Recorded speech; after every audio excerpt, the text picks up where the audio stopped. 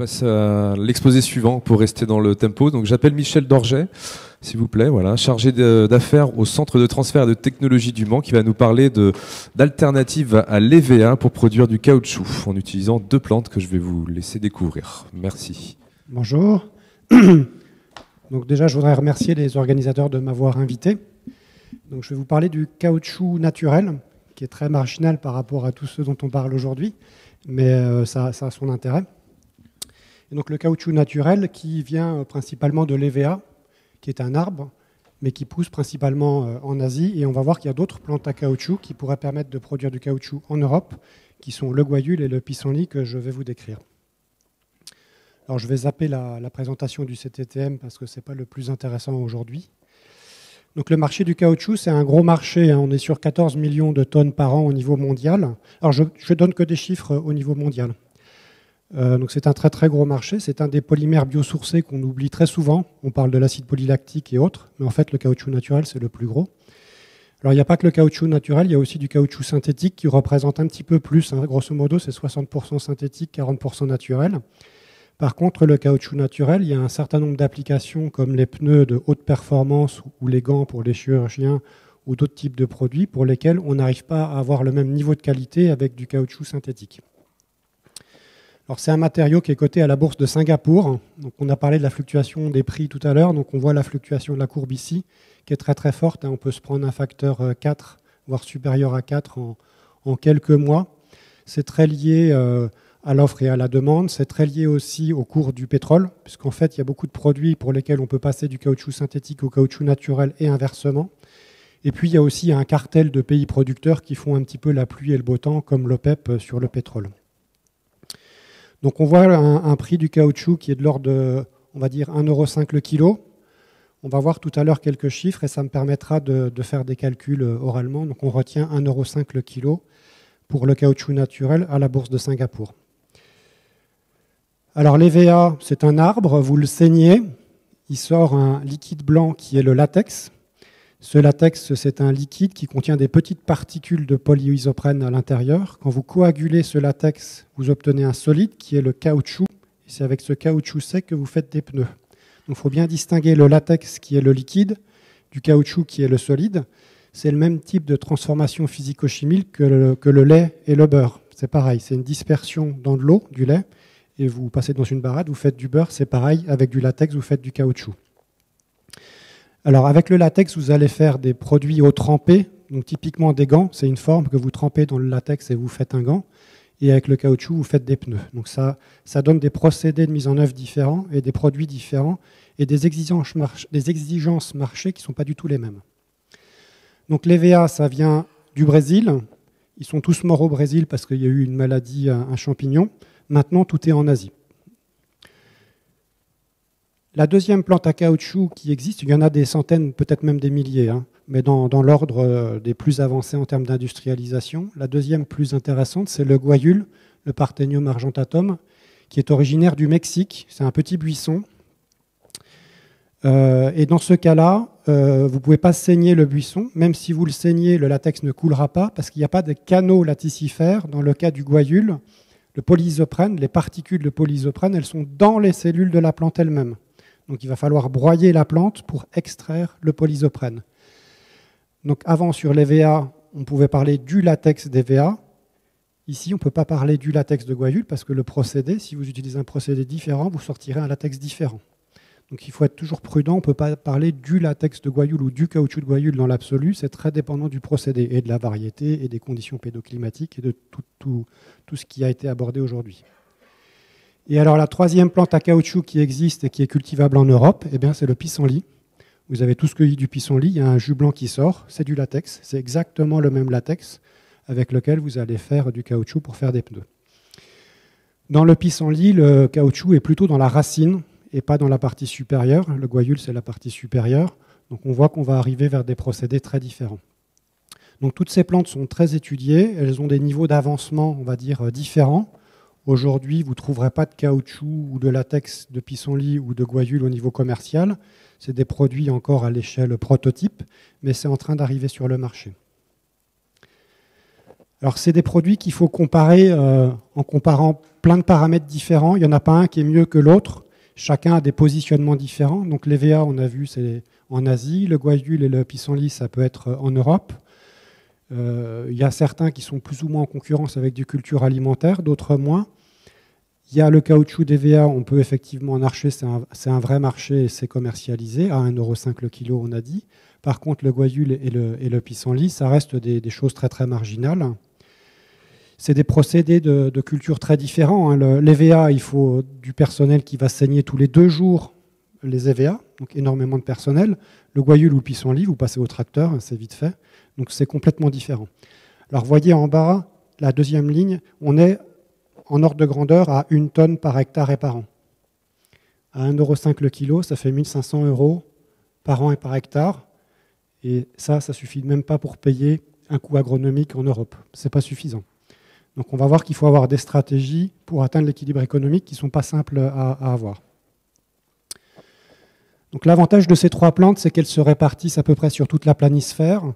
Donc au milieu, l'EVA, ensuite dans les zones semi-arides, le guayule, et après dans les zones continentales, le pissenlit.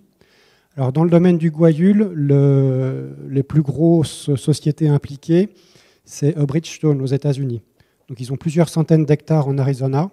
Ils ont une unité d'extraction phase solvant du caoutchouc sec pour faire des pneus.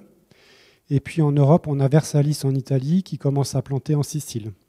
Et puis plein de petites start-up. Globalement, pour résumer, les grosses boîtes, elles sont sur le caoutchouc pour faire des pneus. Toutes les startups sont sur le latex pour faire des gants.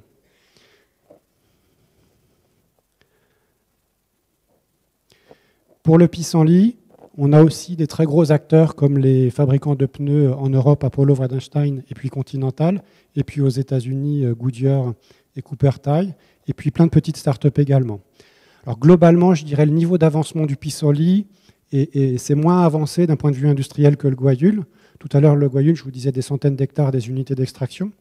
Dans le pissenlit, je ne peux pas vous parler d'hectares encore. C'est quelques petites parcelles expérimentales. Mais ça avance, on voit qu'il y a des gros qui s'y intéressent. Alors, une des raisons pour lesquelles tout le monde s'y intéresse, c'est aussi le fait que l'Europe, depuis 2017, a enregistré le caoutchouc comme matériau critique dans sa liste des matériaux critiques. Alors, l'Europe considère un matériau comme critique quand elle n'a pas un auto-approvisionnement sur son territoire et qu'elle a une dépendance forte vis-à-vis de ce matériau, qu'on ne peut pas le substituer. Donc là-dedans, vous allez trouver quasiment que des terres rares et des minerais fissibles pour les centrales nucléaires, et vous avez un matériau organique et un seul, qui est le caoutchouc naturel. Donc l'Europe considère qu'il y a vraiment un problème stratégique vis-à-vis du caoutchouc, puisque dans la vie de tous les jours, il y a beaucoup de choses qui sont faites en caoutchouc et qu'on ne peut pas faire en autre chose du caoutchouc. Une voiture sans pneus, ce serait quand même difficile à faire avancer. Il y a plein d'autres produits comme ça. Alors techniquement, on sait faire depuis très longtemps. La question, c'est comment faire ça de manière rentable. Alors en regardant ce que font tous les acteurs que je vous ai cités tout à l'heure, et j'ai identifié 4 pistes différentes. Il y en a qui travaillent énormément sur l'augmentation de la productivité, en particulier en champ. Et on va voir que cette piste-là, elle est intéressante en particulier pour le pissenlit, puisque cultiver du pissenlit en champ, déjà c'est des champs sur lesquels on pourrait faire des choses beaucoup plus intéressantes que du pissenlit, on peut faire de l'alimentaire. Et puis en termes de productivité, ça, on n'y est pas du tout. La deuxième piste, c'est de se focaliser sur des marchés de niche, donc pas de vendre une matière première type caoutchouc, parce qu'on a vu à 1,5 € ça ne passait pas, mais se concentrer sur le latex. Le latex, c'est quelque chose qu'on peut vendre à beaucoup plus haute, à un coût beaucoup plus élevé que le caoutchouc naturel, pour faire des gants et autres. Une troisième stratégie, c'est de ne pas vendre de matière première, mais de vendre un produit fini. Donc c'est pour ça que Bridgestone ou les pneumatiquiers s'y intéressent, parce qu'eux ne mettront jamais sur le marché le caoutchouc. Ce qu'ils vendent, c'est un pneu. Et dans le pneu, le caoutchouc, c'est pas grand-chose. Donc même s'ils produisent en interne un caoutchouc plus cher que le caoutchouc d'EVA, c'est pas forcément grave pour eux, puisqu'à la fin, la marge, ils la font sur le pneu final. Donc c'est pour ça que les gros du pneu s'intéressent au caoutchouc. Et puis la dernière stratégie, le mot a été cité plusieurs fois, c'est la bioraffinerie. Quand vous plantez du guayule, vous faites du latex de polysoprène, mais vous faites aussi de la résine, de la bagasse. Il y a plein de choses à valoriser. Pareil sur le pissenlit, il y a de l'inuline et une biomasse que vous pouvez valoriser. Donc si je me concentre maintenant sur le guayule, donc on part du buisson. Donc on a dit les particules de polysoprène, elles sont dans l'écorce. On sort le latex qui est un liquide et avec ce liquide, on va produire des gants eau trempée. Donc sur cette thématique-là, on a 2 projets financés par l'ADEME. Donc un premier projet qui s'appelle AgroGuayule, dans lequel est impliqué le CIRAD, donc qui est à Montpellier, qui n'est pas très loin d'ici. Donc en termes d'horticulture, on a Nimaplan qui nous produit les plants, puisqu'en fait, le guayule, si vous semez direct en champ, ça ne pousse pas tellement bien, donc vous passez par des plants. Donc à chaque fois, on passe par des petits plants préparés sous serre. Donc on a 3 à 5 semaines de production des plants sous serre. Et derrière, on va planter en champ de l'ordre de 10 à 20 000 plants par hectare. Et donc si à la fin, on veut avoir des milliers d'hectares, vous faites le calcul, ça fait quand même pas mal de petits plants à produire. Alors par contre, ce sera une culture pérenne, c'est-à-dire qu'une fois que le plant est grand, vous coupez la partie supérieure tous les ans et ça repart par rejet. Donc vous n'avez pas à replanter tous les ans. On a pour l'instant 6 variétés, alors qui ne viennent pas du Mexique, à cause de Nagoya, qui viennent des États-Unis, qui n'a pas signé Nagoya. Mais je suis en train de discuter avec les Mexicains pour avoir accès aux graines mexicaines. Donc une fois que c'est grand, on attend quand même 2 ans avant la première récolte, sinon on tue la plante. Ensuite, on peut récolter tous les ans. Un des intérêts, c'est que ça s'adresse à des terres très très pauvres. On a dit que ça vient du Mexique, du désert, donc typiquement des friches industrielles ou agricoles. Dans le sud de la France, où aujourd'hui il n'y a rien, c'est parfait pour planter du guayule. Donc c'est aussi une forme de valorisation des friches industrielles, et c'est pour ça qu'on travaille avec la société Valorise, qui travaille justement sur le mycorhize, sur la régénération des sols et la valorisation des sols contaminés ou pas, mais en tout cas dégradés. On a un deuxième projet ADEME en cours qui s'appelle Figalex et qui, lui, donc, vise à produire l'unité d'extraction. Parce qu'on a bien dit que là, il fallait passer par un procédé de broyage. Donc on est en train de construire la première unité d'extraction qui va travailler sur 10 kg de biomasse. 10 kg de biomasse, grosso modo, c'est 10 buissons, 10 guayules. Et puis, avant l'été, on espère passer à 100 kg de biomasse. Et au niveau industriel, dans nos calculs et dans nos projections, on sera sur 1 tonne de biomasse par lot. Et donc, il faut aller chercher ces petites particules. Donc, on voit là-bas une coupe. Le tronc, c'est la partie en bas à gauche, donc l'écorce. Et dans chacune des cellules, les petites particules rouges. Et ces petites particules rouges, c'est les particules de polysoprène qui sont microniques. Et donc, on va transférer dans la phase aqueuse par un procédé de broyage qui va permettre d'ouvrir ces cellules et donc de récupérer des particules de polysoprène qu'on va ensuite reconcentrer pour faire le latex, qui est le lait blanc. Donc ça, c'est un procédé qui est breveté, qui a été déposé en copropriété entre le CIRAD et le CTTM et qui est géré par la SAT AXLR. Donc voilà la tête du pilote sur laquelle on travaille en ce moment. Donc ça tient dans un container comme ça qui nous permettra de prendre l'unité de production, de la mettre sur un bateau, sur un camion pour la déplacer. Donc bon, là on ne voit pas forcément grand-chose, hein. Il y a différentes cuves, différents postes de broyage, de concentration, centrifugation, différents additifs, filtration solide-liquide, et puis ensuite par centrifugation, séparation liquide-liquide. Et donc de cette unité de production, donc, on sort le latex. Alors si maintenant je vous parle du pissenlit, donc le pissenlit, le caoutchouc, il est dans la racine et pas dans les feuilles. Ce qu'on sort, c'est un caoutchouc sec, ce n'est pas le latex liquide. Et avec ce caoutchouc sec, on fait des pneus. Donc il y a déjà eu des pneus de fait à partir de ce caoutchouc, hein. En particulier Continental, Apollo, Wallenstein ont sorti des pneus en Europe avec ce caoutchouc. Et donc je vais en dire un petit peu plus. Donc on a dit planter en champ à 1,5 € le kilo, ce n'était pas rentable pour le guayule, ça allait encore moins pour le pissenlit. Sachant que le pissenlit, ce n'est pas très dense, c'est des petites racines. Vous ne faites qu'une récolte par an sur ce type de plante, donc ce n'est absolument pas rentable. Et donc l'idée, c'est d'aller vers de la culture type hydroponie, mais il n'y a plus de terre, il n'y a plus de soleil, il n'y a plus d'air, il n'y a plus de nutriments, il n'y a plus de jour, il n'y a plus de nuit, il n'y a plus rien. Vous êtes en enceinte climatique, tout est sous contrôle. Et ça, c'est des coûts d'investissement monstrueux. Par contre, c'est très excitant pour les industriels parce que ça permet de garantir une reproductibilité de la production absolument parfaite. Tout sort de manière parfaitement contrôlée, d'autant plus que le pissenlit, ça se multiplie, ça se clone très facilement. Donc vous avez des milliards de petits clones de pissenlit dans votre usine et vous récoltez la racine Et en plus, la racine repousse. Vous récoltez par la racine et ça repart après. Donc, vous pouvez faire plusieurs récoltes sur un même pissenlit. Alors après, il y a un procédé d'extraction, évidemment. Donc là, quelques exemples qui viennent de nos collègues de l'Ohio. Donc, je travaille beaucoup avec l'Ohio, où ils travaillent et sur le pissenlit et sur le Guayule. Ils sont sur les deux filières. Donc, on voit là une petite unité, alors qui n'est pas en chambre climatique, qui est quand même sous serre. Donc, il y a des intermédiaires. On peut faire de l'hydroponie sous serre, comme on peut faire de l'hydroponie en chambre climatique. Donc là, c'est un cas intermédiaire. Donc, on voit plein de petits pots et des pissenlits qui grandissent. Et donc là, on voit ce qu'ils sont capables de sortir. Donc ça ne ressemble pas aux pissenlits qu'on a dans notre jardin. Après moult sélections, ils arrivent à ce genre de choses-là. Donc on imagine bien qu'avec des bêtes aussi grosses, on va pouvoir sortir pas mal de caoutchouc. Donc sur ce sujet, nous on travaille avec l'IRHS de Angers, donc Agro Campus Ouest. Donc on a fait faire des cultures hydroponiques de pissenlits.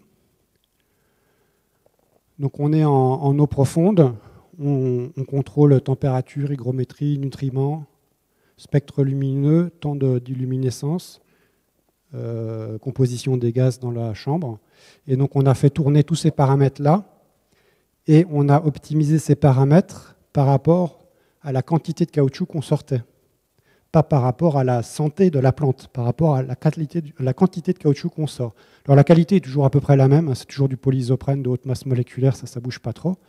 Et donc on a fait vraiment un calcul purement économique. C'est l'équation économique qui nous a donné les optimums en termes de paramètres de réglage. Donc ça, c'est aussi quelque chose qu'on a breveté. Donc on a un brevet sur quels sont les paramètres d'entrée du parcours agronomique en hydroponie qui permettent de maximiser les paramètres de sortie qui sont donc le taux de caoutchouc par mètre carré d'unité industrielle. Donc en termes de perspective, sur la filière Guayule, comme on était relativement avancé, on avait un brevet, on est allé à la création d'une entreprise qui va permettre de porter l'activité, parce qu'en fait, il y a un moment donné, vous n'arrivez plus à capter de l'argent public, puisqu'en fait, vous êtes à un niveau d'avancement qui est tel que vous devez passer à des levées de fonds, à du capital risque.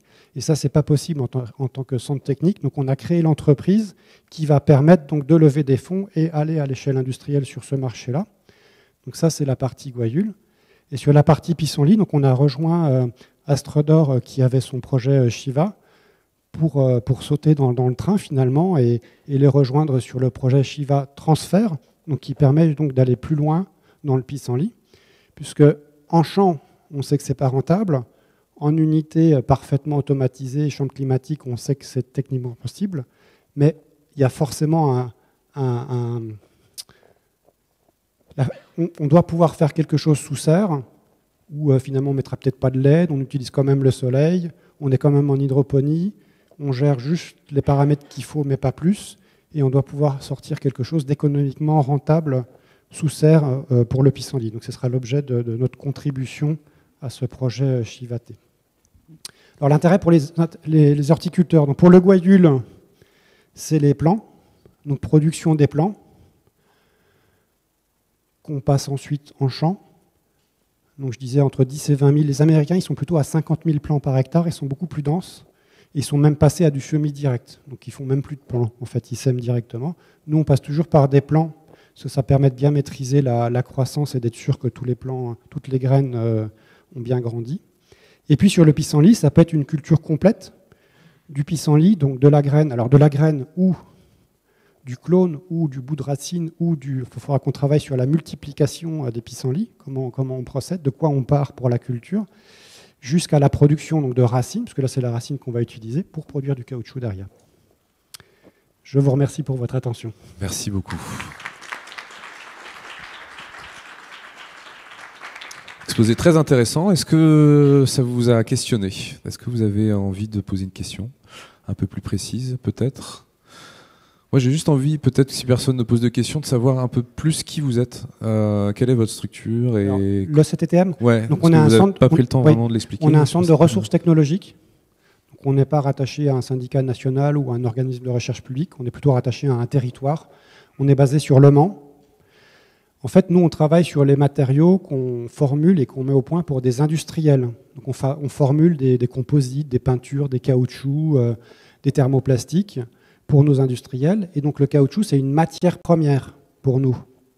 Donc on n'est pas producteur de caoutchouc, c'est notre matière première. Simplement, on a identifié qu'au niveau français et européen, il y avait un problème d'approvisionnement en caoutchouc et qu'il serait bon d'avoir d'autres formes d'approvisionnement. Et c'est comme ça que de fil en aiguille, on est arrivé sur le Gwayeul et le pissenlit. Mais donc cet ETM, c'est un centre de ressources technologiques. Ok, merci beaucoup. Alors je vais quand même avoir une question du coup. C'est là vous nous avez présenté 3 plantes, mais il y a une famille bien connue dans le monde végétal qui est la famille des Euphorbiacées, qui font naturellement aussi des sèves à latex. Alors j'aimerais savoir pourquoi est-ce qu'il y a des caractéristiques spécifiques de ces latex qui font qu'elles n'ont pas été étudiées, ou parce que nous en plus en ornement on a le poinsettia, qui est une plante qu'on pourrait valoriser comme ça.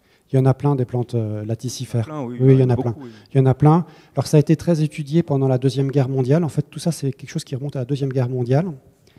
Lors de la Deuxième Guerre mondiale, les bateaux qui partaient d'Asie avec du caoutchouc étaient coulés par les sous-marins japonais. Donc les Américains n'avaient plus de caoutchouc, ils ont dû trouver une autre source de caoutchouc qui était le Gwayeul.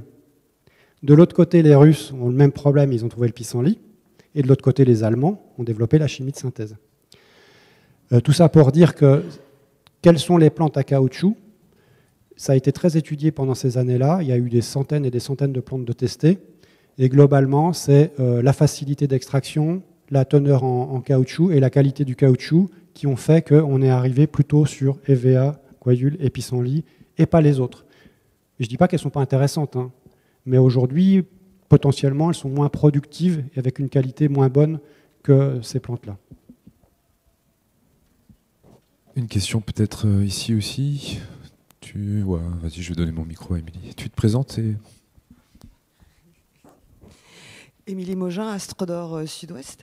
Je voulais savoir, vous avez parlé un peu de valorisation au niveau des sols avec la société Valorise. Est-ce que si on mycorhizait ces plantes, on arriverait à produire plus de latex, ou est-ce que les racines captent des éléments particuliers dans les sols C'est en cours. C'est l'objet du projet ADEME, justement, de voir jusqu'où on peut aller dans la fertilisation du sol et dans l'apprêtage des racines de la plante pour optimiser. Donc c'est en cours. Je ne peux pas vous répondre aujourd'hui, c'est en cours. Mais on s'intéresse, on s'est posé la même question. Tout à fait.